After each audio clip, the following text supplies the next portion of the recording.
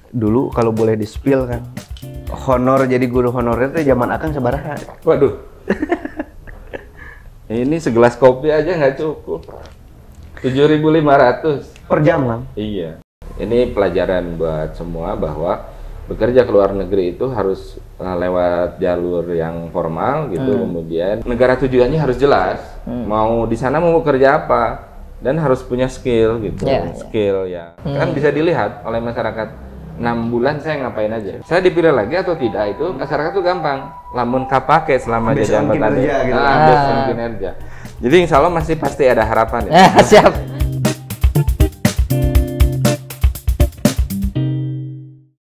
Oke Sobat GU semua, berjumpa lagi bersama saya Hakim dan rekan saya Elvan di program Garut Memilih.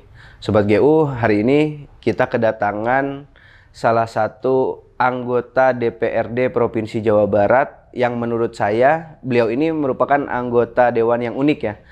Uniknya nanti seperti apa nanti akan kita ulas. Ini adalah Kang Jang Tedi. Kang, sehat Kang? Alhamdulillah. Assalamualaikum warahmatullahi wabarakatuh. Gimana Kang? Aktivitas sehari-hari sekarang gimana Kang? Aktivitas hari-hari ya sebagai anggota DPRD tentu saja selain menjalankan tugas-tugas kedinasan di DPRD, menjalankan fungsi-fungsi pengawasan pemerintahan daerah, menjalankan fungsi fungsi anggaran, mengalokasikan anggaran untuk kepentingan masyarakat dengan memulai menyerap aspirasi masyarakat. Kemudian selanjutnya yang ketiga tentu saja menjalankan fungsi legislasi. Fungsi legislasi juga dibarengi dengan di DPRD Jawa Barat itu dilakukan sosialisasi peraturan daerah. Kenapa begitu? Karena dalam sistem ketatanegaraan Indonesia itu kan ketika sebuah undang-undang peraturan daerah itu sudah diputuskan, maka masyarakat itu dianggap mengetahui apa yang menjadi isi dari peraturan perundang-undang dan peraturan daerah itu. Nah, dengan demikian maka ada kewajiban anggota DPRD itu untuk mensosialisasikan agar sebanyak mungkin masyarakat Jawa Barat itu mengetahuinya. Gitu. Banyak persoalan-persoalan yang terjadi di masyarakat sebenarnya kadang terjadi juga masyarakat tidak tahu bahwa itu misalnya melanggar undang-undang dan peraturan daerah. Itu yang menarik misalnya. Dan dalam satu minggu ke belakang, 1 minggu ke depan sampai hari Selasa itu DPRD Jawa Barat masih melakukan proses sosialisasi peraturan daerah itu. Oke Kang, sebelum kita jauh berbicara terkait bagaimana jenjang Akang dan juga fungsi DPRD dan lain-lainnya, terkhusus terkait dengan kepemiluan di 2024. Seperti biasa Sobat GU, kita akan mengupas tuntas latar belakang akan terlebih dahulu bagaimana perjalanan karir dari mulai ya mungkin sekolah dari anak kecil sampai sekarang. Gitu Kang. Silahkan. Jelas. Oh ya. Jadi sebenarnya gini, saya nih anak kampung gitu. Orang sih. Saya lahir di Garut, anak kampung, anak pinggiran dari kaki Gunung Mandalawangi di Desa Raja Salak. Di Desa Raja Salak, Kadungora. Lahir dari orang tua guru, pendidik. Terakhir almarhum bapak saya itu pensiunan penilik TKSD. Penilik TKSD. Iya, dulu penilik TKSD ya. Nomenklatur dulu. Kalau sekarang itu apa Kang? Sekarang itu mungkin pengawas sekolah ya.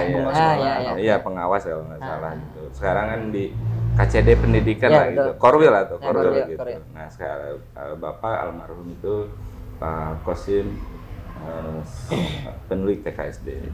Ibu Amir Resmi, ibu rumah tangga yang mendidik anak-anaknya yang semuanya laki-laki. Berapa bersaudara? 6 bersaudara. Iya, 6 bersaudara. Saya anak kelima. Anak kakak yang Cikal sudah meninggal, sudah almarhum. Jadi sekarang tinggal berlima beserta ibu tentu saja yang sekarang menghabiskan masa tuanya masih di Kadungora. Istri saya orang Banyu Resmi, pinggiran Situ Bagendit dari Masih dekatan lah ya. Kampung Cianten lah dulu, tapi dulu nikahnya di Kampung Parigi gitu. Jadi anaknya 3, 4 sebenarnya. Satu dulu sudah mendahului, baru 3 jam dilahirkan, kemudian sekarang anaknya 3. 3, yang pertama perempuan kuliah di Jogja, kemudian yang kedua di Bandung, yang ketiga laki-laki. Yang kedua ini perempuan, yang ketiganya si bungsu Izan laki-laki, kuliah di Bandung juga. Oh, kuliah di Bandung. Iya. Lagi kuliah berarti kan? Iya, kuliah di Bandung. Kuliah di Universitas Telkom. Kayaknya ada yang seumuran ya, Kim, kalau misalkan jenjang kuliah gitu. Ada yang seumuran siapa? Ya kalau saya kelahiran 99 ya. Oh, 99. Ya. Berarti beda setahun. Anak saya lahir 2 tahun ya? Iya. Saya nikah tahun 2000. Anak yang pertama lahir 2021, yang kedua 2003, yang keempat yang ketiga 2004. Gue beda jauh berarti kan ya? Ya, jadi ketika kecil itu anak masih kecil setahun lebih sudah bukan deres ya gitu. Sekaligus biar mendidiknya bareng-bareng, kemudian sekarang ketika sudah besar bareng-bareng. Tapi Kang selama menata karir itu Kang sendiri di Kabupaten Garut terus atau keluar kota dulu gitu? Jadi gini, saya tuh SD, SMP, SMA di Garut ya. Kemudian kuliah saya sekolah di Pesantren Doarkom gitu. Di Garut. Kemudian kuliah di Universitas Pajajaran di Fakultas Ilmu Komunikasi. S1-nya, kemudian S2-nya di Prodi Komunikasi Penyiaran Islam UIN Bandung, Universitas Islam Bandung. Kalau meniti karir, kalau karir itu karir pertama saya itu menjadi guru honorer sebenarnya. Jadi ketika masa kuliah tahun 93 sampai dengan tahun 2000, ini kuliahnya hatam ya. Menghabiskan jatah waktu 7 tahun. 7 tahun boleh habiskan. Oh ya, tepat waktu. Bukan cepat ya. Legend. Jadi 7 tahun itu, kenapa 7 tahun? Karena kan kuliahnya 93. Sebenarnya harusnya 98 itu sudah selesai. Cuma karena masa reformasi gitu, kan status perlu. Oh iya. Jadi Aktivis 98 status mahasiswa itu perlu. Iya. Jadi kuliah selesai 98. Kuliahnya selesai 98, tapi 2 tahun skripsinya lama, 2 tahun. Lama nggak dikerjain. Nah, karena di akhir masa waktu yang sudah harus selesai itu kan sebenarnya dosen itu bukan kangen itu, nyari cepetan lulus. Diburu-buru. Karena kalau nggak lulus itu kan merusak akreditasi Betul. Jadi kalau mahasiswa nggak lulus gitu. Tuh dengerin tuh Sobat GU, rusak akreditasi. Rusak akreditasi kampus. Jadi kampus itu pengen lulus. Jadi selesai di akhir tuh jadi gampang. Iya, betul. Bimbingan mungkin udah susah sebenarnya. ACC. Jadi proposal pertama di ACC, terakhir itu ACC mau sidang. 2 kali bimbingan. Proposal dan sidang. Ini bahaya sama kedengaran sama dosen. Nah, di masa kuliah itu, saya kan kuliah di Bandung ya. Dulu di kampus Sekaloa, kemudian pindah ke Jatinangor gitu. Setahun di 6 bulan di Sekaloa ya. Di Patukur, pindah ke Jatinangor, mungkin agak dekat. Jadi rumah di Gadungora. Kemudian para tokoh masyarakat itu mendirikan sekolah. Jadi kan tadi saya sampaikan, saya ini orang kampung, pinggiran kaki Gunung Mandalawangi. Kalau sekolah SMP, SMA itu kan aksesnya jauh. Ya kira-kira 3 jauh pada waktu itu gitu, 3 kilometer, 3 kilo. Masyarakat kalau mau mendekatkan akses ada lembaga pendidikan yang dekat itu, pasti bersekolah ke situ. Oke. Misalnya keluarga yang ekonominya kurang mampu, kan sebenarnya sekolah itu bisa jadi sekolahnya gratis, Ya. tapi kebutuhan sehari-hari naik Dan angkot, lain-lain. bekal dan Nah, lain-lain itu yang itu ngabisin itu kan. yang berat Ya. gitu. Sehingga kemudian ketika ada sekolah yang dekat di tempat rumah tinggal, orang tua itu mending menyekolahkan anak di yang dekat, sekalipun misalnya sekolah swasta. Tapi kan sekolah swasta juga sama, lembaga pendidikan yang harusnya mendapatkan perhatian dari pemerintah. Ya. Makanya pada saat itu para tokoh masyarakat di Rancah Salak, khususnya di Kampung Tonggo itu berinisiatif mendirikan sekolah swasta. Nah, saya diajak oleh para orang tua itu untuk mendirikan, kemudian ya namanya juga rintisan itu ngajarnya mungkin dulu belum seperti sekarang, ada sertifikasi dan lain-lain, ada standar ideal ya gitu. Saya yang mahasiswa tingkat 1, tingkat 2, kemudian ikut ngajar. Jadi saya guru honorer itu 5 tahun. Mengalami Berarti guru honorer Kang 5 tahun. ngajar sekadar ngajar gitu kan, belum ada sertifikasi dan lain-lain. Belum gitu. Tapi ngajarnya kan seminggu sekali. Ya, ya. Ngajar seminggu sekali, pulang, kemudian selain pulang ngajar itu kan sebenarnya ada alasan untuk nengok orang tua. Tapi sebenarnya yang utamanya satu, minta bekal. Akomodasi habis. Akomodasi. Nah Kang, yang jadi menarik itu Kang, dulu kalau boleh di-spill Kang, honor jadi guru honorer itu zaman Akang sabaraha? Waduh. Ini segelas kopi aja nggak cukup. 7.500 Per jam Kang? Iya. Oh, per jam ngajar. Per jam ngajar. Tapi ya memang karena soalnya gini. Segelas kopi lah ya 7.500. Sekarang mungkin ada paket hemat yang 7.500. Enggak ada. Karena gini Kang, Akang kuliah gitu kan. Iya. Kalau melihat background asal muasal kan dari perkampungan gitu. Iya. Dengan ilmu yang dimiliki di bangku kuliah, tentunya kan Akang bisa dengan leluasa saat itu menentukan ingin kerja di mana gitu. Betul. Tapi kenapa sih alasannya balik ke kampung dan ngajar di kampung gitu Kang? Ya karena ingin membantu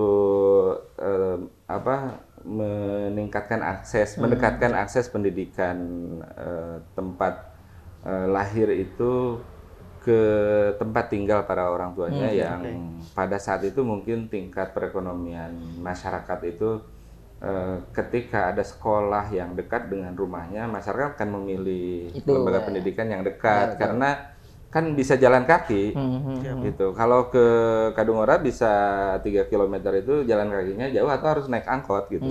Angkutan pedesaan gitu. Nah, itu yang jadi pertimbangan. Jadi pertimbangan kenapa mau pulang belajar, ya ini kan belajar sambil belajar juga gitu, ngajar. Belajar ngajar, sekalipun kan saya kuliahnya nggak terkait dengan kependidikan, komunikasi gitu. Jadi belajar komunikasi dan tentu saja menerapkan ilmu juga gitu. Jadi apa ini? Kopi Kang. Oh, kopi. Iya, kita kan sekarang ada di Kopi Twin Kang, Kopi salah Twin, satu ya. cafe shop yang kahot lah di Garut. Tapi itu kakinya unik ya. Kopi tradisional banget. Ini salah satu produk ekonomi Local kreatif, pride, produk ya. local Betul, pride gitu. local pride. Local pride. Jadi Nah, terus- kopi salah satu kopi di Garut itu kedainya Kopi Twin, kedai para aktivis ya. Ya, betul, kedai para aktivis itu. Diskusi ya Kang. Tempat diskusi. Nah, lanjut Kang. Setelah kuliah kemudian menjadi guru, proses Ini setelah kuliah menjadi guru, sambil saat kuliah, sambil berarti. menjadi guru gitu. Terus Akang berproses kemana lagi tuh?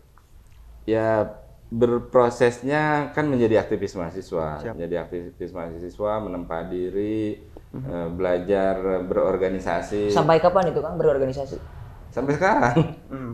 Maksudnya kalau berbicara organisasi yang sifatnya non profit. Oh, non profit, ya betul sampai sekarang. Oke. Jadi gini, ketika proses reformasi tahun 98 itu saya kan menjadi salah satu ketua OKP tingkat Jawa Barat. Ikatan salah satu ketua OKP tingkat Jawa Barat. Pada saat masa reformasi itu ada kemudian proses pendirian partai politik. Tokoh reformasi saat itu Profesor Dr. Amin Rais mendirikan Partai Amanat Nasional. Nah, sebagai aktivis mahasiswa yang tahun 98 itu masih mahasiswa, statusnya mahasiswa, diajak gitu, turut terlibat dalam proses pendirian, sehingga kemudian sejak 98 saya aktif di partai politik. Sejak 98? Nyebur lah gitu, nyebur. Saya sekretaris panitia pendirian PAN di Jawa Barat. Kader senior PAN itu kan? Senior berarti ini. Seniornya waktu itu junior. Ya kan kalau sekretaris itu ada ketua, para orang tua kan sebagai deklarator. Nah kalau panitia pelaksana ya anak-anak lah. SC OC-nya berarti Kang ya? Ya saya OC-nya panitia pelaksana yang waktu itu deklarasinya di Lapang Gasibu Bandung. Nah, yang menarik ini Kang, nyambung ke pertanyaan kedua. Dari tenaga pendidik nyemplung ke dunia politik ya. Ya, betul. Alasan spesifiknya dulu diajak gabung untuk mendirikan PAN ini apa Kang gitu? Sehingga memutuskan untuk ayolah ikut gitu. Alasan spesifiknya sebenarnya bisa jadi nggak ada ya alasan spesifiknya, karena waktu itu tokoh reformasinya banyak tokoh reformasi gitu, tapi kemudian tokoh utamanya Pak Amin Rais mendirikan PAN, Partai Amanat Nasional. Sekalipun sekarang juga Pak Amin Rais sudah berijtihad yang baru mendirikan partai lain yang ini sebenarnya kan ini terkait dengan segmentasi pemilih. PAN lebih inklusif seperti dulu ketika didirikannya. Di platformnya itu kan partai ini partai terbuka, partai yang dikelola secara modern. Kemudian partai yang sekarang didirikan oleh pendiri PAN yang dulu PAN Rais sekarang kan lebih segmented ya. Lebih dikatakan eksklusif gitu. Ya saya tidak mau menyebut begitu gitu. Tapi segmentasi pemilihnya pasti berbeda, ideologinya juga pasti berbeda. Kalau PAN kan lebih terbuka ya, inklusif gitu. Nah, kita tidak perlu membahas ijtihad barunya, tapi ini ijtihad lama yang tetap kita jaga. Ya karena mau tidak mau itu legasi beliau gitu kan. Iya. Kan saya orangnya istiqomah gitu. Siap. Istiqomah. Tidak pernah berpaling. Iya, saya orangnya setia gitu. Siap. Ya, misalnya gini, saya ini sekretaris panitia deklarasi, kemudian menjadi pengurus partai.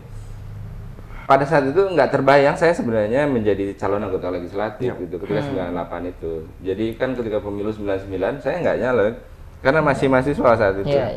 Kemudian baru selesai tahun 2000. Nah, saya tuh baru belajar menjadi calon anggota legislatif tahun 2004.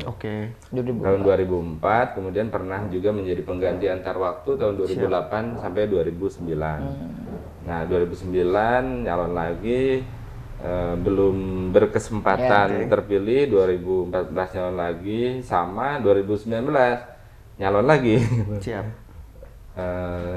Sama. Pada saat itu belum terpilih ya. Nah, saya baru menjadi anggota DPRD provinsi itu di bulan Maret 2023. Jadi sekarang ini masih 8 bulan lah gitu. Masih murid baru sebenarnya. Nah, itu tadi kan sempat disinggung Pan.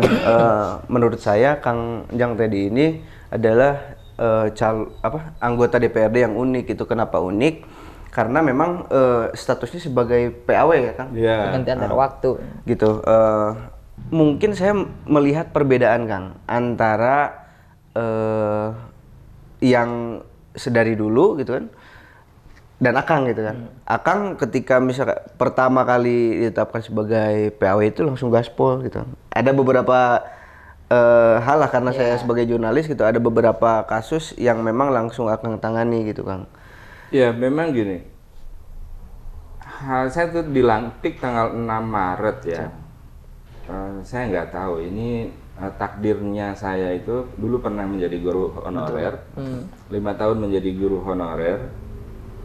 2 hari, 3 hari berikutnya saya dikabari oleh teman-teman Forum Aliansi Guru dan Karyawan Garut, Pagar Garut itu, bahwa ada seratusan guru yang sudah ditetapkan lolos P1 prioritas 1 menjadi guru P3K, tapi kemudian dibatalkan oleh Kemendikbud.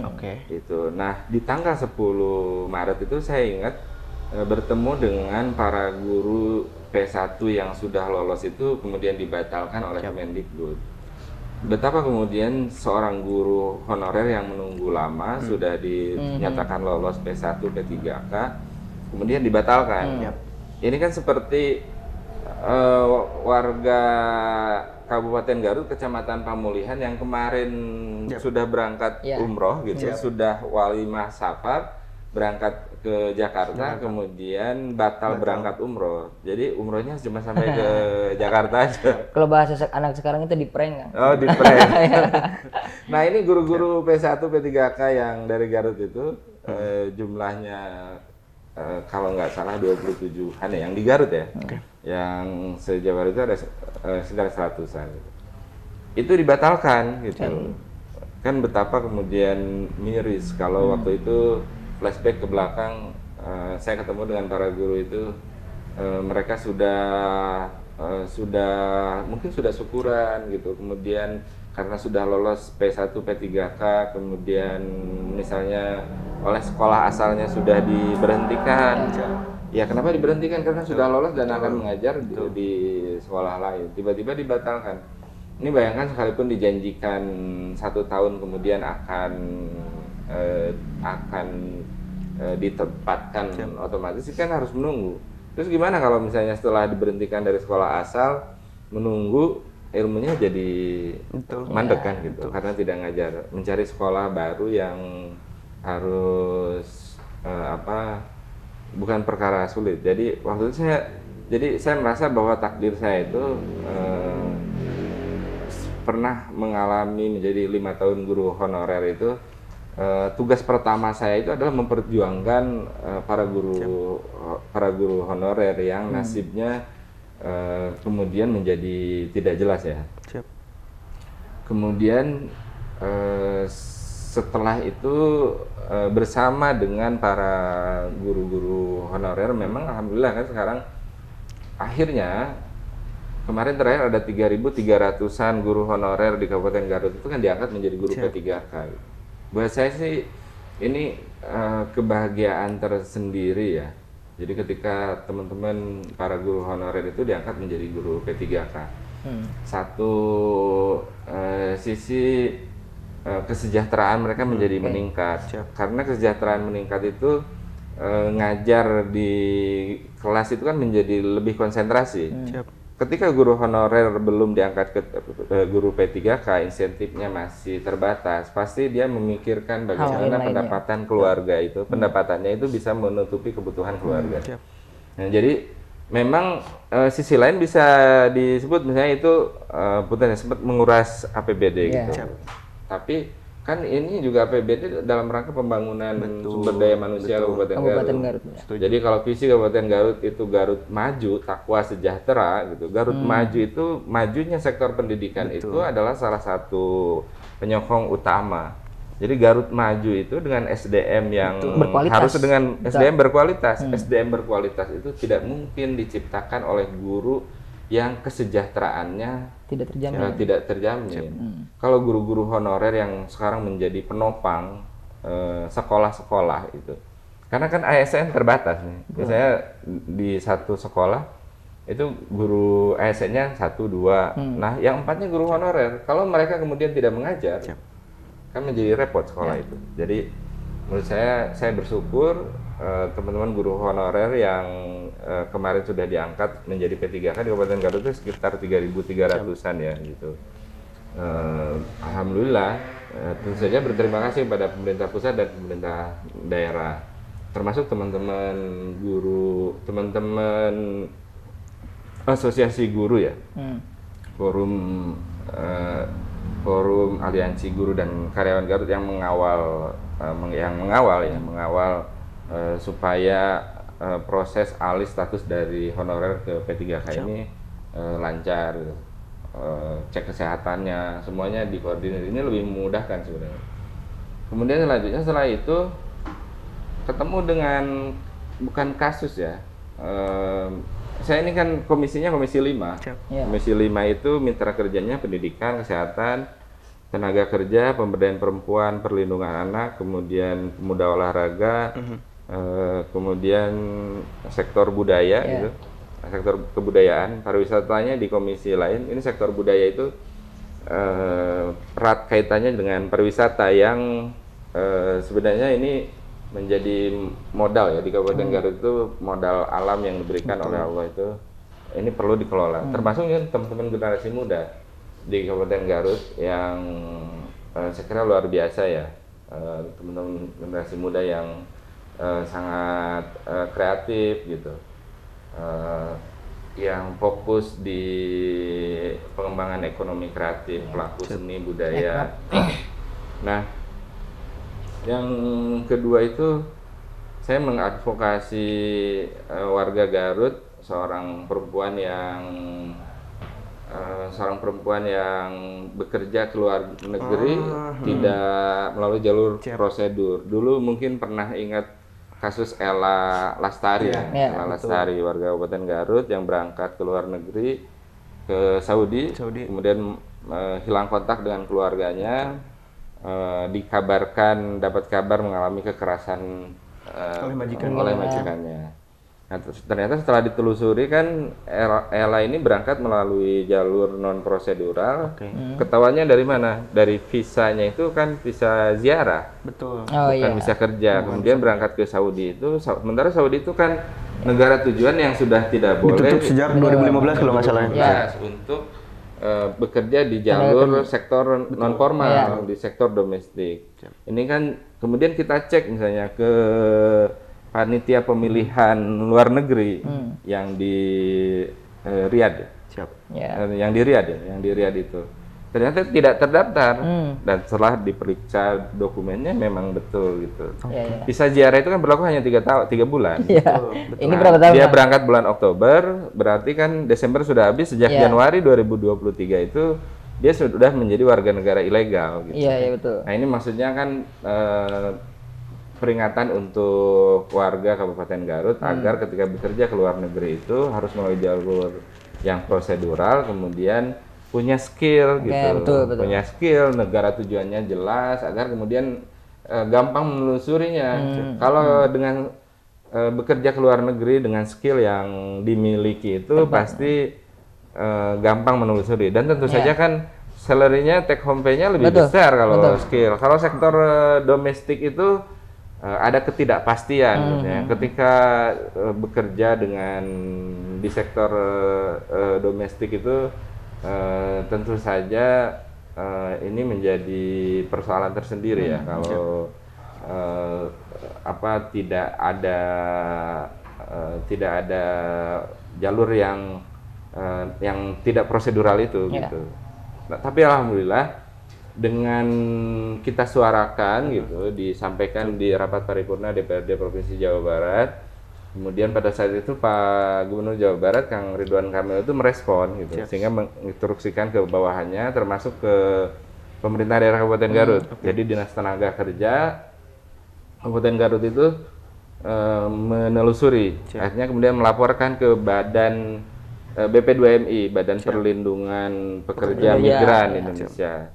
Kita berkoordinasi BP2MI ke Kementerian Luar Negeri, ke Kemenlu, kemudian ke kantor perwakilan.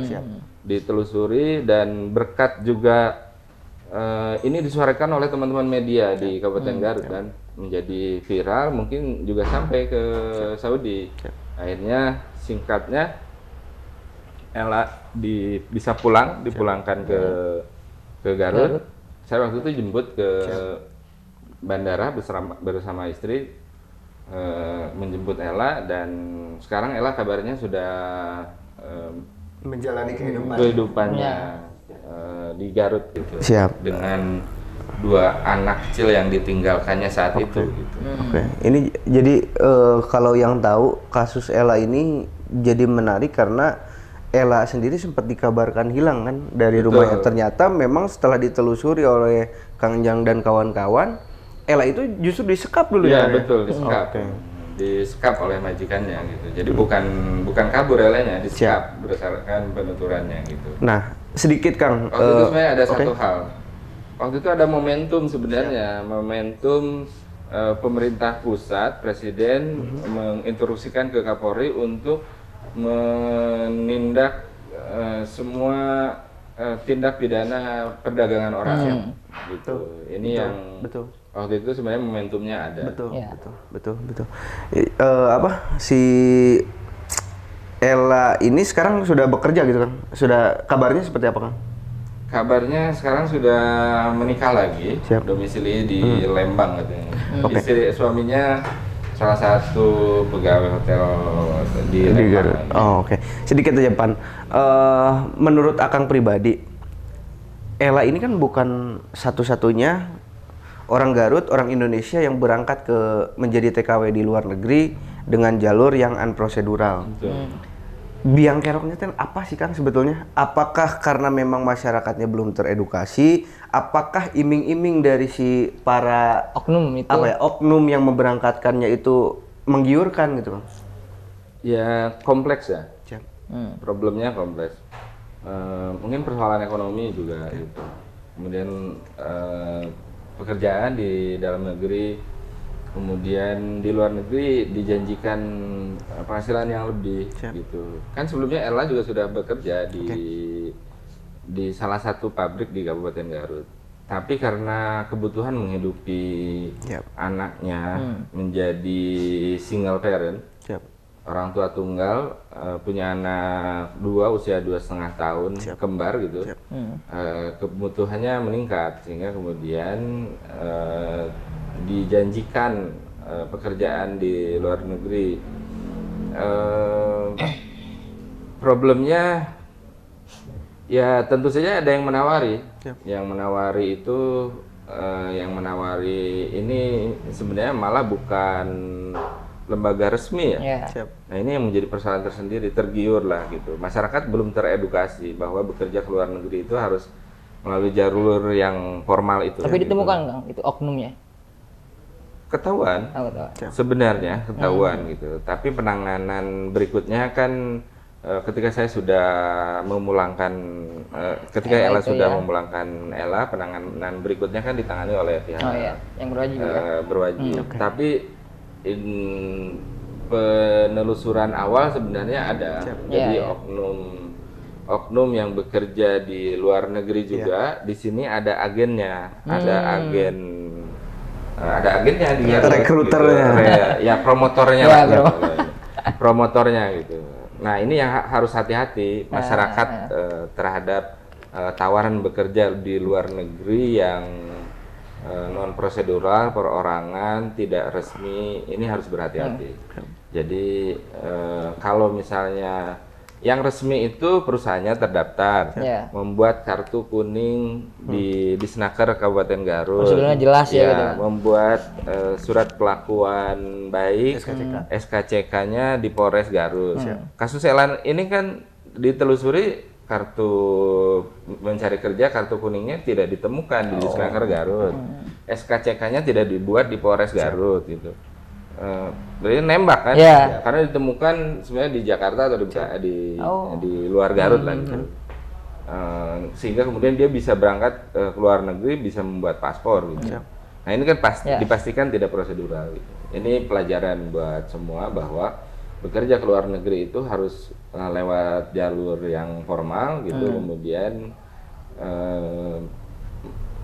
negara tujuannya harus jelas, mau di sana mau bekerja apa, dan harus punya skill gitu, skill yang mumpuni, yang tersertifikasi lah gitu. Ya itu kasus Ella ya. Kasus berikutnya yang ditangani waktu itu karena terkait dengan lembaga pendidikan adalah apa ya, mengadvokasi tanah milik SMA 2 Garut ya. SMA 8 Garut. Oh iya, siap. Leles, betul kan? Oh iya, ini SMA 2 Garut dulu ya? Siap.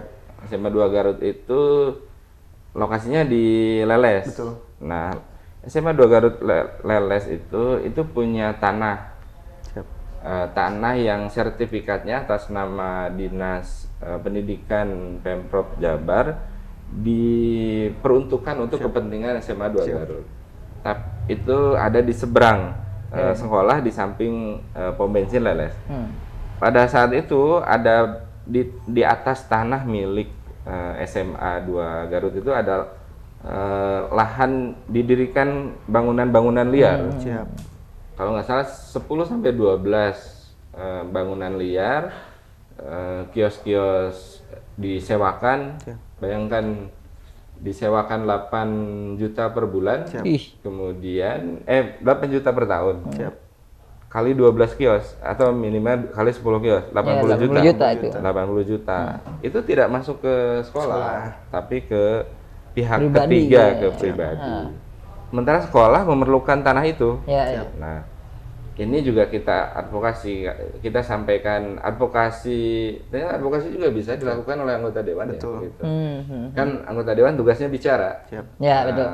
Tugasnya bicara itu sebenarnya sudah dicoba agar bisa kembali pengelolaannya ke pihak sekolah itu sejak tahun 2019 kalau nggak salah sama komite sekolah gitu. Diperjuangkan tapi ternyata belum berhasil. Prosesnya sudah sampai ke Satpol PP provinsi sebenarnya. Nah, kita sampaikan bahwa ini ada tanah, kan saya disodori berkas, kemudian saya periksa, ternyata memang ini milik sekolah gitu. Secara administratif. Ya, legalnya itu Milik sekolah, sertifikatnya ya. resmi, sertifikatnya milik Dinas Pendidikan diperuntukkan untuk kepentingan SMA 2 Garut. Saya sampaikan juga di rapat paripurna DPRD Jawa Barat. Besoknya Pak Wakil Gubernur kan melakukan sidang, saya dampingi waktu itu. Kemudian tanya ke yang menggunakan itu, ternyata mereka menyatakan menyewa kepada pihak ketiga. Nah, karena itu lahan milik sekolah yang sekolah butuh, ya kan ironis ya. Sekolah butuh, kemudian butuhnya apa? Untuk lahan parkir atau misalnya kepentingan lain. Kan nanti misalnya itu bisa digunakan untuk membangun sarana sekolah, aula gitu, yang untuk kepentingan serbaguna atau misalnya kepentingan lain. Nah, akhirnya kemudian itu dilakukan penertiban oleh pemerintah provinsi. Jadi Satpol PP melakukan penertiban, dinas Biro Aset, Biro Hukum itu memastikan bahwa itu milik sekolah, milik Pemprov gitu. Akhirnya ditertibkan dan sekarang alhamdulillah sudah mulai dilakukan proses pemagaran. Jadi mengembalikan aset milik Pemprov itu juga menjadi bagian dari sebenarnya advokasi itu bisa dilakukan oleh anggota dewan. Tapi eksekusinya tetap eksekutif. Jadi kita juga berterima kasih kepada Pemprov Jabar yang sudah responsif, didukung oleh Pemda Garut, itu KCD Pendidikan Garut, semua unsur terkait, komite sekolah juga semuanya bahu-membahu gitu. Dan sekarang yang melakukan proses pemagaran itu alumni SMA 2 Garut juga. Jadi enggak, anggarannya dari Pemprov, dari Dinas Pendidikan Provinsi. Tapi sekarang yang mengerjakannya alumni SMA 2 Garut. Jadi nggak main-main berarti ya? Selama 8 bulan ini, yang ini nggak main-main masuk ke DPRD, meskipun dengan waktu 8 bulan yang sebagai PAW. Ya sebenarnya kan tupoksi ya, itu tupoksi. Nah, setelah itu misalnya gini, yang terakhir, bukan yang terakhir ya. Beberapa hal yang lain misalnya, ada sekolah kan kita tidak pernah tahu sebelumnya proyek pembangunan tol Getaci itu, proyek strategis nasional itu ternyata melewati sekolah. Sekolah sekolah yang harus pindah gitu. SMA 8 yang di Cilawu gitu. Belum misalnya ada SD juga di Kadungora yang kabarnya terlewati. Kemudian misalnya bangunan desa. Tapi ini kan terkait dengan Komisi 5 ya, pendidikan. Ketika berkunjung ke SMA 8 Cilawu itu ternyata mereka menyampaikan ini sekolah nanti akan terdampak jalan tol. Berarti harus pindah. Yang harus diadvokasi adalah sekolah itu harus pindah. pemerintah harus menyiapkan lahan pengganti termasuk sekolah pengganti sebelum proyek tol itu dimulai. Ya, gitu. ya. Nah ini harus ada jaminan bahwa anak-anak sekolah itu tidak boleh dikorbankan. Betul. Jadi proyek pembangunan infrastruktur itu bagus, tapi tidak boleh mengorbankan program pembangunan sumber daya manusia. Nah ini Jadi ini yang harus kita pastikan. sebagai bentuk edukasi juga kan. Betul. Ketika sekarang berbicara di masyarakat, apalagi sobat GU yang milenial, pasti ada di benaknya itu ngapain aja sih DPR, ngapain saja di DPRD sampai ke DPR RI. Nah, tadi sebutkan beberapa tupoksi yang di awal Kang sebutkan tadi ada fungsi legislasi gitu, Ya, kemudian anggaran, kemudian pengawasan dan juga beberapa kasus barusan yang mungkin diselesaikan dengan rekomendasi ke eksekutif. Yang menjadi pertanyaan tersebut yang perlu dijawab itu Kang, apakah hanya kasus insidental saja seperti itu? Apakah tugas yang lainnya juga harus diselesaikan? Seperti apa itu Kang tugas dan fungsinya? Jadi DPRD, khususnya DPRD Jawa Barat. Tugas legislasi yang tadi saya sampaikan, jadi tugas legislasi itu menyusun peraturan daerah, kemudian mensosialisasikan. Kenapa perlu sosialisasikan? Agar masyarakat juga tahu. Betul. Misalnya beberapa perda yang yang sudah disosialisasikan itu yang terkait dengan kepentingan masyarakat perlu tahu. Gitu. Misalnya perda pengembangan ekonomi kreatif. Gitu. Perda pengembangan ekonomi kreatif ini sebenarnya kan kalau dilihat di latar belakang penyusunan perda ekonomi kreatif itu, ternyata sektor ekonomi kreatif itu menyumbang PDRB Jawa Barat itu sangat tinggi. PDRB itu apa? Produk domestik bruto. Siap. Regional bruto. Masukan daerah lah kira-kira gitu. Sederhana dipahami. Itu hampir 30% ya, 29, sekian 30%, hampir 30%. Ya, datanya harus dilihat lah di detailnya. Kalau tertinggi Jawa berapa tuh Pak Kang? Dari apa? Nah itu yang harus dilihat lagi, ya, gitu. Jadi mungkin itu harus ditelusuri ya. Tapi yang menarik sebenarnya sektor ekonomi kreatif itu ternyata menyumbang terhadap pendapatan Jawa Barat itu tinggi, sehingga dengan demikian sebenarnya para pelaku ekonomi kreatif ini yang ternyata kebanyakan generasi muda, ibu-ibu, milenial gitu, karena kan sektor ekonomi kreatif yang disebut di Perda itu kan berbasis seni, berbasis budaya, berbasis teknologi informasi, berbasis kriya fashion gitu, desain, termasuk juga kuliner gitu. Kan di masa COVID itu, ketika sektor-sektor formal itu tergerus gitu, mengalami penurunan, yang bertahan itu malah sektor ekonomi kreatif kan gitu. Teman-teman ketika lowongan kerja kurang, nah ini lowongan kerja ini menjadi persoalan tersendiri ya. Jadi lowongan kerja kurang, sementara pencari kerjanya banyak. Solusinya ada seperti gap, apa? Ya ada gap. Solusinya seperti apa? Ya masyarakat kemudian berkreasi sendiri, menciptakan lapangan kerja sendiri. Nah, ekonomi kreatif itu kan sebenarnya misalnya ketika ada produk, dia diberikan nilai tambah, kemudian ada added value-nya, bisa berkompetisi dengan yang lain untuk dijual sebuah produk misalnya. Dulu kan bakso aci itu, bakso aci itu dulu ya jajanan kampung gitu ya, betul. Di Garut. Tapi setelah diberikan kemasan, packaging, added value, packaging gitu, kemudian bisa bersaing, ada competitiveness-nya gitu. Akhirnya kan menjadi sektor ekonomi kreatif gitu, menjadi viral gitu. Banyak produk-produk di Kabupaten Garut yang dulunya mungkin dipandang sebelah mata gitu, tapi ternyata setelah ada kreativitas muncul di situ, ada inovasi muncul di situ, ini menjadi produk ekonomi kreatif dan memunculkan menjadi lahan pekerjaan baru gitu. Dan pelakunya kebanyakan anak-anak muda. Iya. Gitu. Nah, Kang tadi disebutkan fungsi legislasi. Iya. Kemudian beberapa kasus tadi mungkin bisa termasuk fungsi pengawasan dari DPRD ya. Betul. Nah, sekarang berbicara fungsi anggaran yang dimana Komisi 5 ini gak main-main juga urgensinya berbicara terkait kesejahteraan, tolak ukur dari kemajuan gitu Kang itu. Gimana Kang? Ya, fungsi anggaran, mengalokasikan anggaran di Komisi 5 itu kan sektor pendidikan. Sektor pendidikan ini kan amanat undang-undangnya 20%. Iya. 20%. Nah, ini untuk kepentingan apa? Pembangunan ekonomi, pembangunan sumber daya manusia.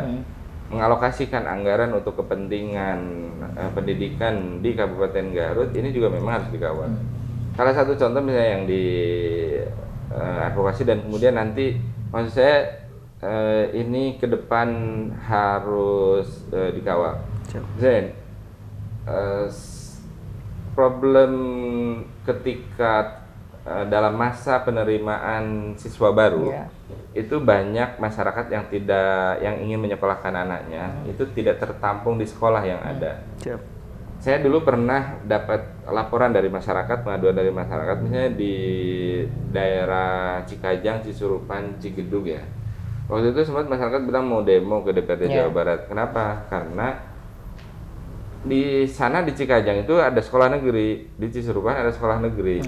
Tapi di ujung ke ujung, di Giri Awas kemudian di Cisurupan ujung. Di tengah ini itu ada 17 desa yang tidak tercover jalur zonasi. Nah, sehingga kemudian masyarakat menginginkan ada sekolah baru yang bisa mengcover 17 desa ini. Betul. Nah, saya kemudian sampaikan kepada pemerintah provinsi melalui dinas pendidikan bahwa ini ada kepentingan penambahan unit sekolah baru di Garut yang bisa mengcover 3 sekolah ini. Tapi akan ada aturannya itu bahwa pendirian unit sekolah baru itu harus di kecamatan yang belum ada sekolahnya.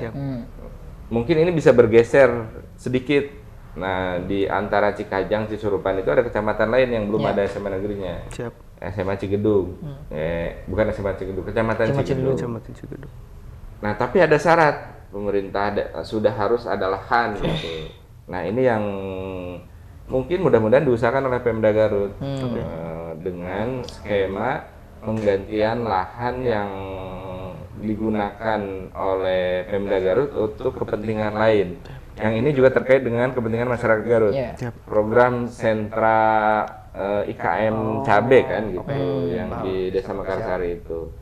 Penggantian lahannya yang menjadi kewajiban pemerintah daerah Kabupaten Garut itu kita mintakan kepada Pemda Garut dan Pemprov itu lahan penggantinya diperuntukkan tahun depan itu kepentingan pendirian unit sekolah baru.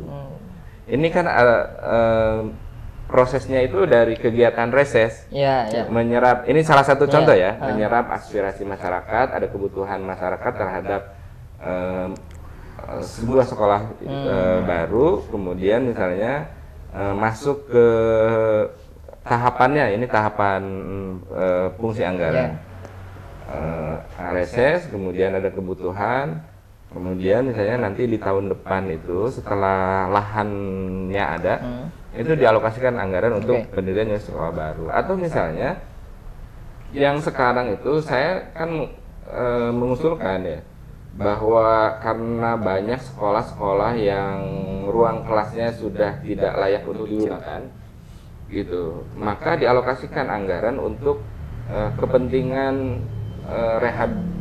sekolah rehabilitasi ruang-ruang kelas yang sudah tidak layak untuk digunakan. Ini kan salah satu contoh sebenarnya. Bentuknya rekomendasi berarti kan? Iya, bentuknya rekomendasi. Jadi bentuknya rekomendasi dari anggota, kan itu melekat di situ fungsi pengawasan.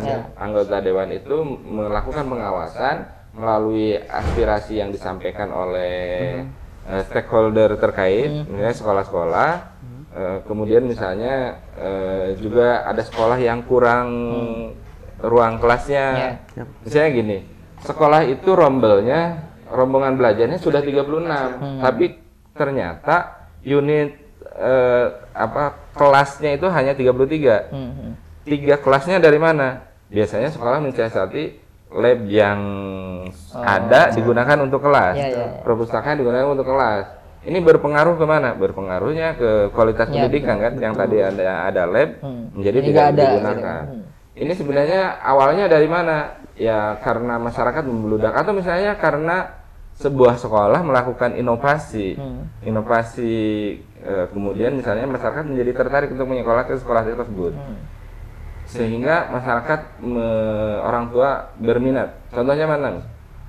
Yang saya temukan itu di Garut ada SMA 18 Garut, yang lokasinya di Karangpawitan. Mereka sekolah itu punya inovasi program partnership double system. Jadi sederhananya sekolah ini statusnya sekolah SMA, tapi rasa SMK. Jadi program ini rintisan dari sekolah SMA 18 Garut itu yang saya temukan selama 8 bulan ini. Ini SMA, tapi guru-gurunya sekolah itu membuat program partnership double system. Partnership double system itu memanfaatkan celah kurikulum merdeka. Jadi anak SMA di tracking, ditelusuri ditelusuri minat bakatnya. Ada anak yang mau melanjutkan ke jenjang perguruan tinggi, anak yang mau bekerja, anak yang mau berwirausaha, anak yang mau menuju sekolah kedinasan gitu. Minat bakatnya diarahkan, bahkan dimagangkan untuk yang mau bekerja, untuk yang mau wirausaha, itu dimagangkan sehingga lulusannya ketika sekolah SMA tapi rasa SMK. Jadi anak SMA tapi magang gitu. Setelah keluar ada kesiapan masuk ke dunia kerja. Betul. Nah, ini kan yang menarik sebenarnya. Jadi dari 33 kelas misalnya, ini nambah jadi kebutuhannya menjadi 36 kelas. Nah, sekolah itu menjadi sekolah tujuan, orang tuanya berminat menyekolahkan. Nah, ini kan dari inovasi yang dilakukan oleh sekolah. Efeknya ke sana ya. Efeknya ke sana. Jadi minat untuk menyekolahkan anak ke sekolah tersebut menjadi tinggi, tapi dampak untuk anaknya juga siap bekerja sesuai dengan siap bekerja, siap meneruskan ke jenjang perguruan tinggi atau ke sekolah kedinasan, tapi mereka sudah siap sejak dini gitu, disiapkan oleh sekolah. Nah, ini kan inovasi itu pentingnya di situ sebenarnya. Kemudian ada juga misalnya sekolah yang sudah lama gitu, sehingga misalnya seperti SMA 2 Leles gitu, bangunannya sudah sejak tahun 60-an gitu, tapi belum direhab gitu. Itu juga harus dilakukan rehabilitasi. Kemudian selanjutnya misalnya ada sekolah yang khas unik, misalnya di Garut itu ada sekolah gudang atlet. Atlet misalnya SMA 26 di Pangatikan di Sucinaraja itu. Itu ada di situ pembinaan atlet hoki gitu. Pabrik pemain hoki. Sama seperti di SMA 11 katanya gitu. Betul. Kemudian misalnya SMK di Cilau itu, SMK 10 ya. SMK Negeri 10 itu. Di situ atlet voli misalnya, atau misalnya SMK 1, SMK 2, SMK 2 yang ada futsal, ada yang kemarin yang paskibra gitu, yang paskeman itu. Kan orang tua atau anak-anak itu pasti punya minat. Atau misalnya kelas broadcast gitu di SMK 2 ya. Kan ini juga pasti menarik minat siswa untuk menentukan. Sekarang nih anak-anak sudah menentukan pilihannya sendiri dari awal ya. Jadi minat bakatnya apa, dia akan masuk ke sekolah yang dia inginkan untuk membina minat bakatnya sejak dini. Ini menurut saya kan menarik gitu. Jadi disitulah sebenarnya peran kita juga di DPRD untuk menyampaikan, meneruskan aspirasi masyarakat itu agar kemudian nanti dialokasikan anggarannya. Nah, hal lain, ini perda-perda lain yang menurut saya penting diketahui oleh masyarakat Kabupaten Garut, terutama para generasi muda juga, sebenarnya terkait dengan perda perlindungan anak. Kan akhir-akhir ini kita agak miris ya gitu. Tinggi kan? Ya tinggi. Jadi kalau menurut PBB itu kan, UNESCO itu, setiap anak itu punya hak untuk mendapatkan perlindungan khusus dan perlakuan di lingkungan yang suportif. Di latar belakang perda itu anak harus dalam beberapa situasi darurat gitu. Anak yang mengalami kekerasan seksual, kekerasan fisik itu seperti sekarang kan bullying di gitu, sekolah skisnya. gitu. Kemudian kekerasan yang lain. Di Kabupaten Garut ini banyak kasus yang menurut saya miris gitu. Ya terakhir misalnya ada juga yang korban pembunuhan, korban penculikan. Yang kemarin tuh Mangkim Itu Yang dibunuh Iya. temannya sendiri gitu. ya ini kan miris gitu. Anak di bawah umur 12 tahun tega menghilangkan nyawa temannya gitu. Bukan karena kenakalan remaja, tapi direncanakan sepertinya. Sakit hati, main poli, kemudian bola polinya disimpan di rumah, bawa cutter gitu, diajak main ke sungai, di sungai disikat ya habis ya. Kan pasti tidak diajarkan orang tuanya di rumah, pasti tidak diajarkan di sekolahnya gitu. Tapi kan di luar kontrol itu kan. Dari media sosial kan, dari HP lah gitu. Itu yang menjadikan kita juga miris bahwa media sosial itu bisa digunakan untuk kepentingan yang positif, tapi juga dampak buruknya ada gitu. Ini kan harus disosialisasikan perlindungan anak, melakukan proses penyadaran orang tua, pola asuh yang harus dirubah misalnya. Atau misalnya anak yang mengalami kekerasan seksual. Anak dulu pernah ada di satu kecamatan 2 kakak beradik itu melakukan kekerasan seksual sodomi terhadap anak di bawah umur. Dia melakukan menjadi pelaku karena sebelumnya sudah pernah menjadi korban. Menjadi korban, menjadi pelaku ketika tidak direhabilitasi dengan baik sampai dengan selesai, maka dia akan berpotensi menjadi pelaku. Di kecamatan lain misalnya ada orang yang disebut tokoh masyarakat mensodomi anak didiknya, korbannya sampai 17 orang. Resminya ya 17 orang, padahal kabarnya lebih. Atau misalnya situasi yang ini mungkin tidak terpikir ya kita, anak perempuan yang mengalami kekerasan seksual, perilaku tak senonoh oleh keluarga terdekat gitu. Ini baik oleh kejadian terakhir kan di Cisompet, itu seorang kakek menghamili cucunya. Gitu, kemudian hamil akan melahirkan anak sudah melahirkan. Ini tanda-tanda akhir zaman.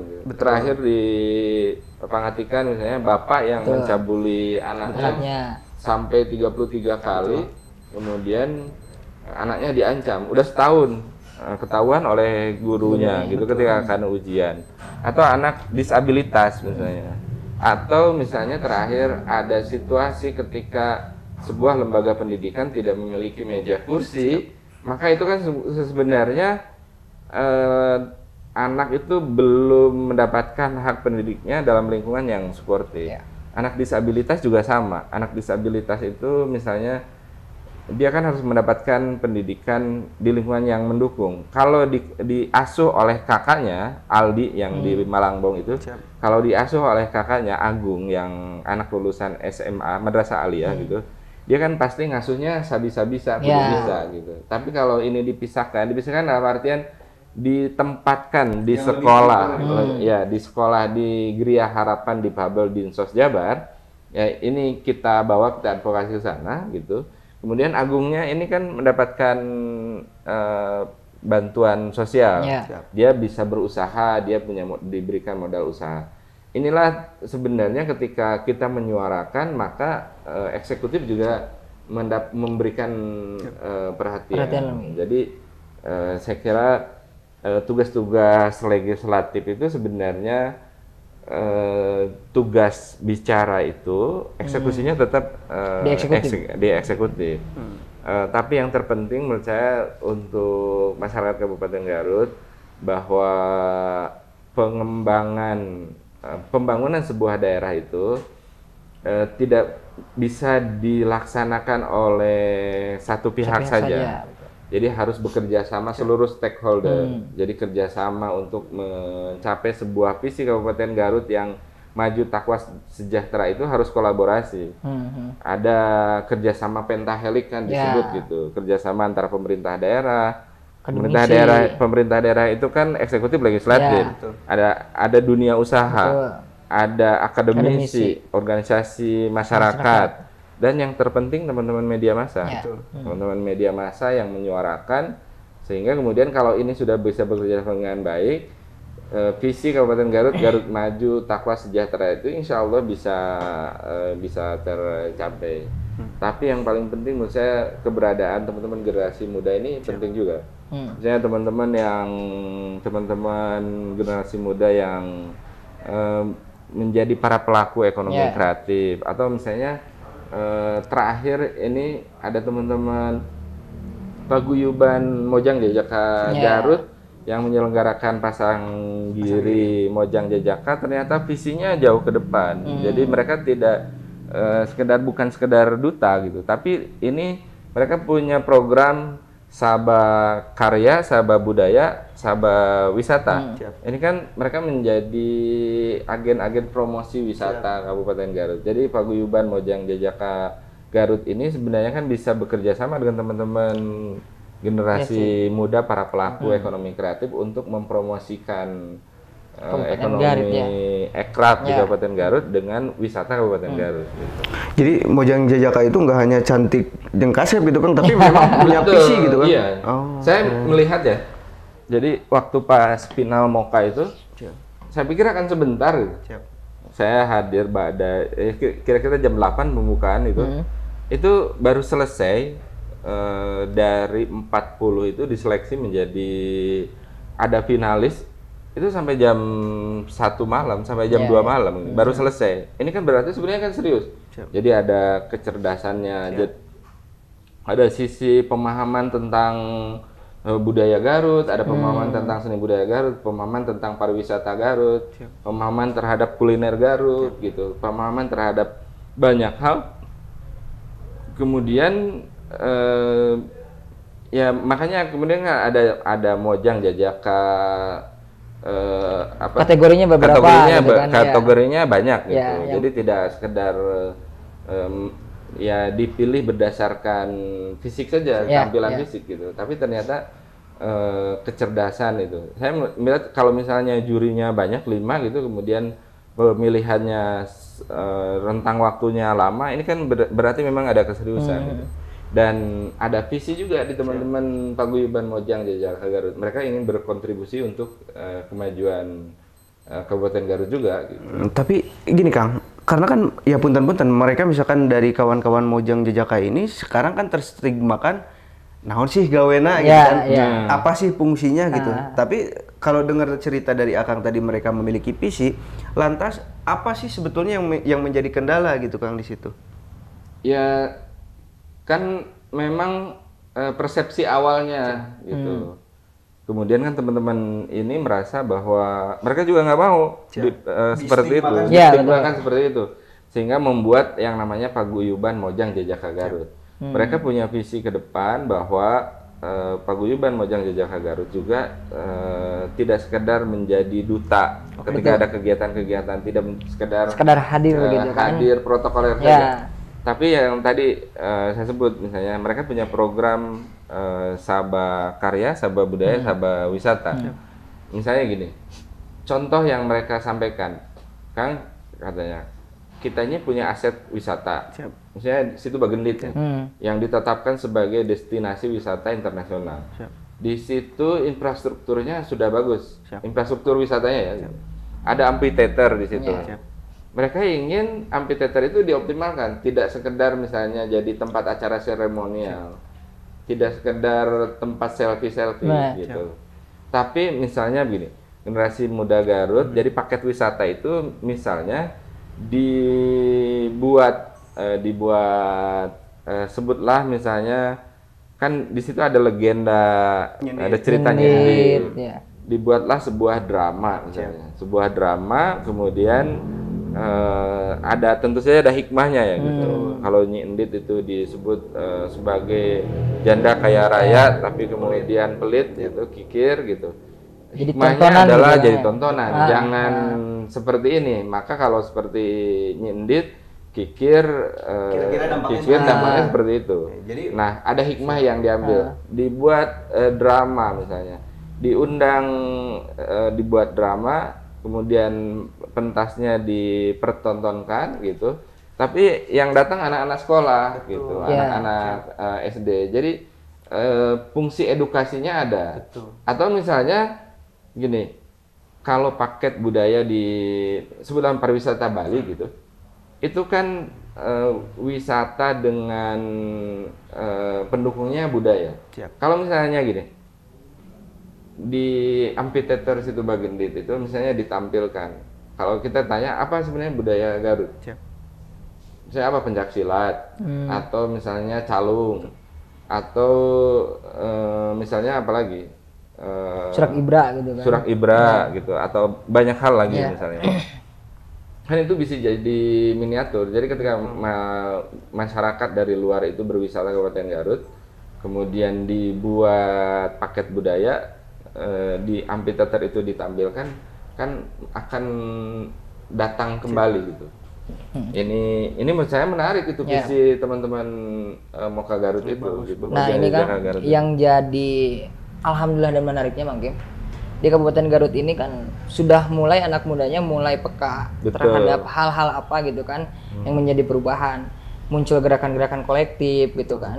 Selain sekarang berbicara program yang sudah ditetapkan seperti Moka dan lain-lain, teman-teman yang tidak terekspos juga ada banyak gitu kan. Nah, ini juga sebanding lurus dengan telah adanya Perda Kepemudaan gitu kan.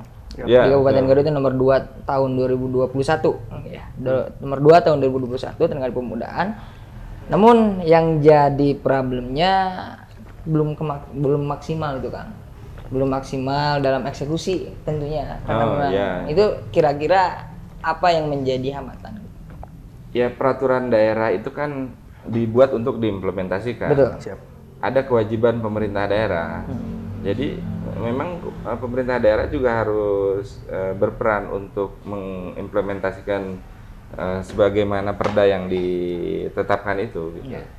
Jadi fasilitasi dari pemerintah, baik dalam konteks kepemudaan ataupun dalam konteks pengembangan ekonomi kreatif, itu menjadi sesuatu yang penting. Selain misalnya ada tanggung jawab masyarakat. Betul. Ini inisiatifnya sudah muncul kan dari teman-teman generasi muda. Yang menjadi syukurannya itu gitu kan. Fasilitasi sebenarnya.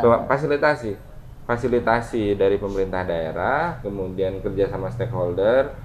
Misalnya ada juga perusahaan-perusahaan yang harusnya ketika mengalokasikan dana CSR itu juga dialokasikan untuk kepentingan pengembangan ekonomi kreatif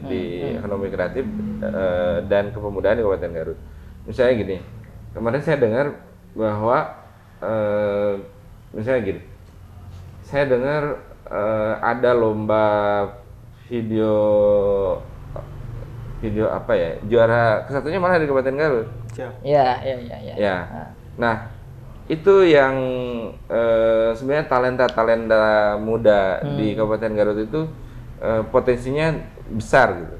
Jadi kalau di Perda Pengembangan Ekonomi Kreatif itu kan ada misalnya kota kreatif gitu. Kota kreatif itu indikatornya apa gitu. Betul. Nah, Kabupaten Garut kalau mau masuk dalam kategori kabupaten kota kreatif gitu, itu tentu saja harus ada dukungan dari seluruh pihak. Misalnya Garut kota kreatif apa? Kalau di Bandung kan kreatifnya Kria Fashion. Kalau di Garut teman-teman pelaku ekonomi kreatifnya itu misalnya Garut kota kreatif bidang kuliner, atau misalnya sinematografi gitu, atau bidang apa lagi gitu. Perlu dimunculkan gitu. Jadi ada branding Kabupaten Garut, banyak kan Kabupaten Garut, kota dodol, kota burayot, kota apa lagi, julukan itu. Nah, apa sebenarnya sekarang mungkin kalau teman-teman generasi muda Garut itu adalah generasi yang kreatif gitu, menurut saya harus nge-branding juga gitu. Garut itu kota kreatif bidang apa, sektor apa gitu. Oke, nah Kang, ngomong-ngomong masalah pemuda Kang, di kalangan muda sekarang itu lagi happening lah istilah pay in poloker. Apa itu pay in Si poloker? pay in poloker itu tuh apa ya? Mencerminkan kebutuhan anak muda akan pekerjaan. Misalkan gini, ada sekelompok mahasiswa yang baru lulus gitu. Hal yang pertama kali digemakan itu ketika lulus pay in poloker, artinya barangkali dong ada kerjaan buat saya gitu kan. Tapi bukan barangkali dong biar silaturahmi. Tidak terbutuh. Pinjam dulu 100 gitu. Beda ya, beda. Nah, gimana Kang? Menurut Akang menanggapi fenomena itu, apakah memang karena masyarakat itu merasa, khususnya anak muda gitu, anak muda itu merasa sulit untuk mencari pekerjaan atau seperti apa sebetulnya? Ya sebenarnya kan gini, kalau mengandalkan lowongan kerja yang terbatas, sementara para pencari kerja itu tinggi gitu, ya supply demand-nya kan ini tidak sesuai ya gitu. Makanya sebenarnya tadi di awal disebutkan bahwa para lulusan SMA atau perguruan tinggi itu jika sejak awal diarahkan oleh lembaga pendidikannya untuk menjadi meraih masa depannya sesuai dengan minat bakat. Yang karena misalnya minat bakatnya bidang wirausaha, entrepreneurship atau misalnya jadi social entrepreneur gitu, jadi menjadi para pengusaha, fenomena pay in poloker ini tidak akan ada gitu. Karena generasi mudanya kan, kalau Garut sudah menetapkan misalnya gini, Garut kota kreatif bidang entrepreneur misalnya gitu. Itu menurut saya fenomena pay in poloker itu mereka akan menciptakan lapangan kerja justru gitu. Jadi dengan modal kreativitas, modal inovasi gitu. Kan misalnya gini, pay in poloker yang tadi disampaikan fenomena itu. Kalau misalnya dia melihat di kampungnya ada produk kuliner yang bisa diberikan nilai tambah, ada added value-nya, kemudian misalnya bisa berkompetisi dengan produk-produk lain, kan ini menjadi justru malah jadi modal tersendiri untuk menciptakan lapangan kerja gitu. Jadi sektor pengembangan ekonomi kreatif itu sebenarnya memang harus dibina sejak dini di sekolah ataupun misalnya di kampus gitu. Kampus sekarang juga sudah harus mulai. Saya sebenarnya kalau menarik juga ya, di salah satu universitas di Garut itu ada di Uniga lah ya.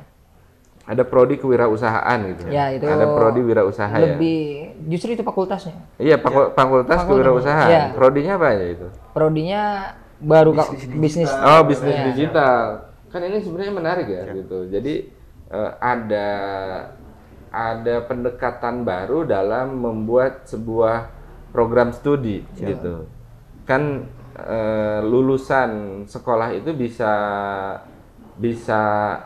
apa ya, lulusan sekolah itu outputnya itu gambaran dari kurikulumnya gitu.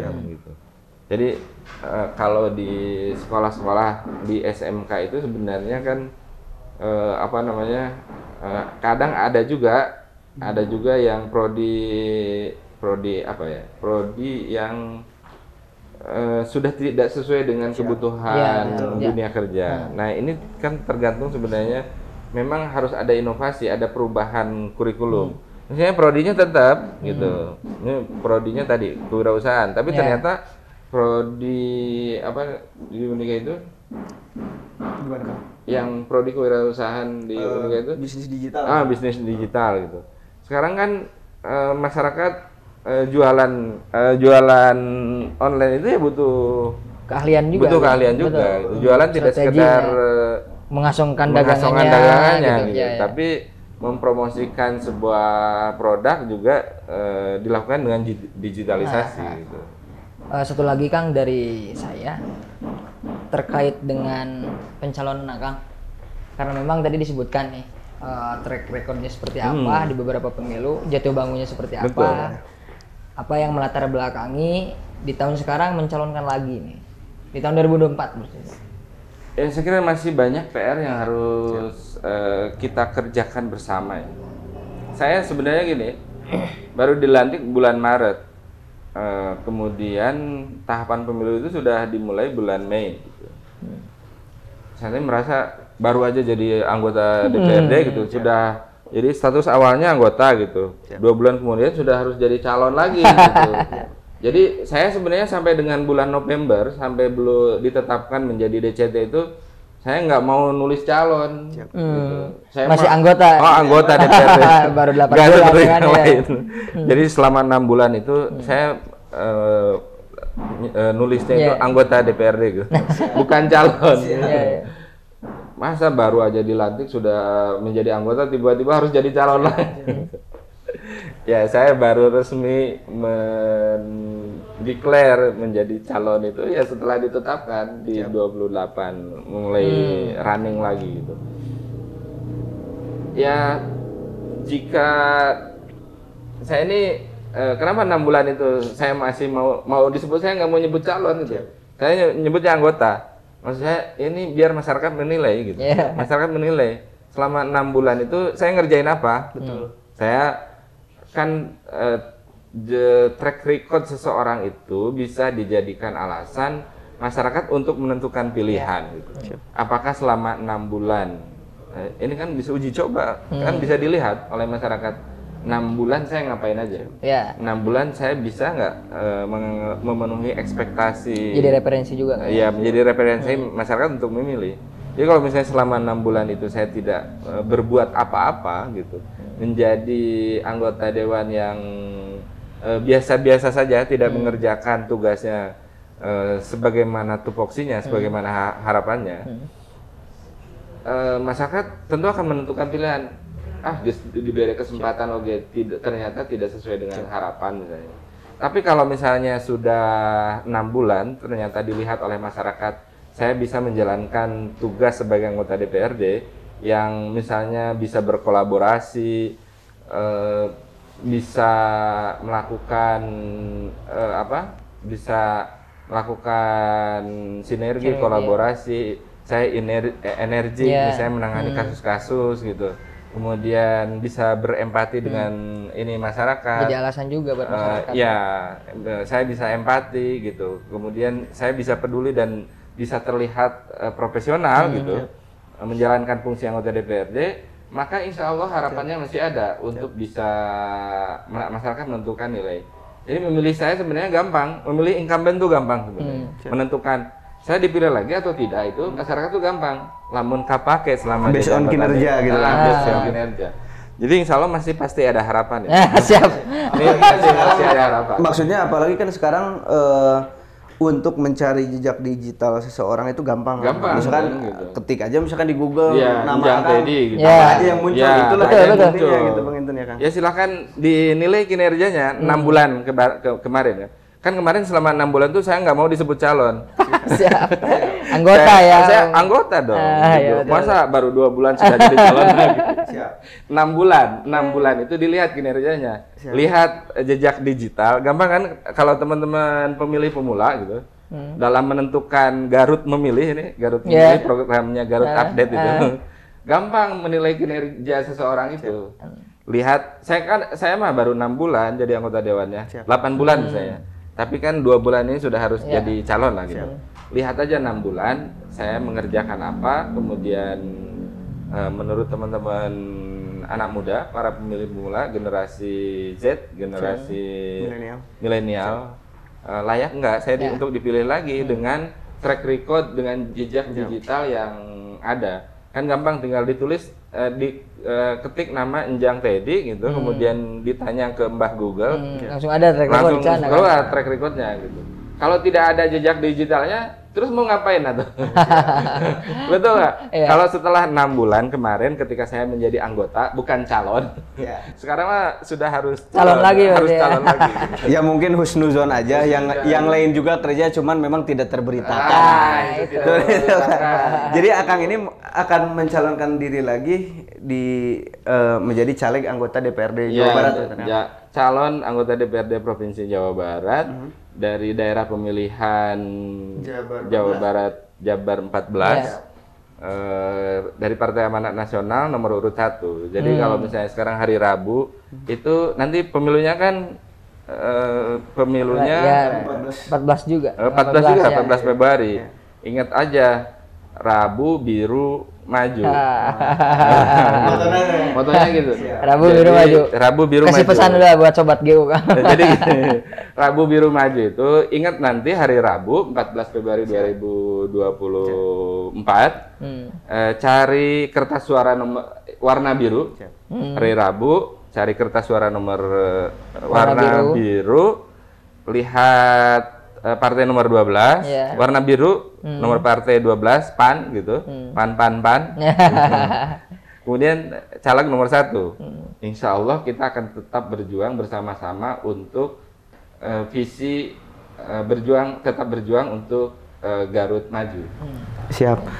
Satu lagi Kang, sebelum kita mengakhiri ini, kasih alasan dong untuk sobat GU semua yang rata-rata anak muda ini, apa alasannya mereka harus memilih Akang? Alasannya ya lihat track recordnya. Track recordnya kan menentukan pilihan itu harus rasional. Betul.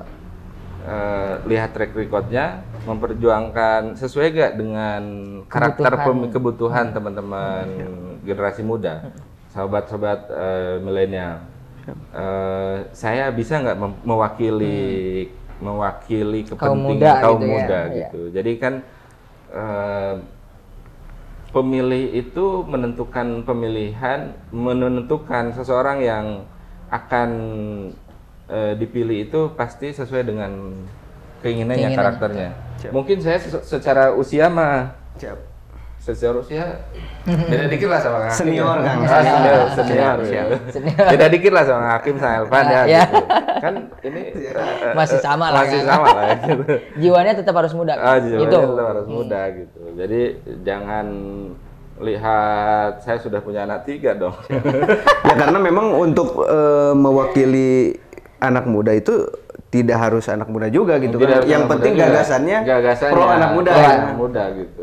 Oke, siap. Terakhir Kang, untuk menutup, biasanya kita dengan para caleg yang lain, Akang berbicara di hadapan kamera, menyatakan bahwa misalkan saya Hakim Gani, caleg dari Partai Garut Update, nomor urut sekian, dapil sekian, terakhirnya silahkan di komen gitu. Karena ini kan berbasis follower. Follower itu kan betul. apa? Tapi tidak ada Partai Garut Update ya? Enggak ada. Ini bahaya. Kalau Hakim nyalon Partai Garut Update, saya mau dipilih ya. Silakan Kang. Siap. Baik, Terakhirnya dikasih kata-kata silahkan di komen. Oh, silahkan di komen ya. Siap. Baik. Ini kalau apa followernya Garut Update itu di Sobat GU. Oh, Sobat GU. Ya, Sapaannya Sobat GU. Oh, Sobat GU. Agak mirip dikit lah dengan sahabat Njang Teddy gitu. Sahabat Ete gitu. Ini sobat GU yang para pemilih milenial generasi Z gitu, generasi Z ya. Saya Njang Teddy, calon anggota DPRD Provinsi Jawa Barat dari Partai Amanat Nasional, daerah pemilihannya Jawa Barat 14 yang meliputi seluruh Kabupaten Garut, seluruh kecamatan di Kabupaten Garut, akan ikut berkontestasi di pemilu 2024 nanti di hari Rabu tanggal 14 Februari 2024. Silahkan di komen. Baik, luar biasa Kang. Kang, terima kasih atas waktunya, terima kasih atas kesempatannya. Jadi Sobat GU, sekali lagi kita dari Garut Update ini menghadirkan program Garut Memilih untuk memberikan memberikan masukan lah terhadap sobat-sobat GU yang rata-rata anak muda dan akan menjadi pemilih pemula di pemilu 2024 ini. Kita menyajikan orang-orang hebat yang akan mencalonkan diri di pemilu gitu kan. Silahkan dilihat visi misinya seperti apa, gagasannya seperti apa, karena kami hanya mengabarkan. Itu dia tadi perbincangan kami dengan Kang Jang Teddy. Semoga bisa menjadi bermanfaat dan bisa menjadi referensi untuk memilih di pemilu 2024 nanti. Terima kasih.